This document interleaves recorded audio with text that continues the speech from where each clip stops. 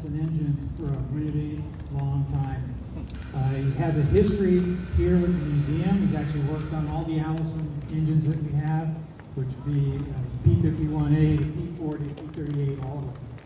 And he has volunteered to bring this Allison down, which has a history of racing.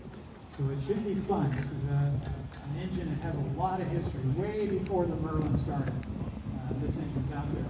I gotta warn you that there's going to be a little bit of noise on this guy. We'll let him fire it up.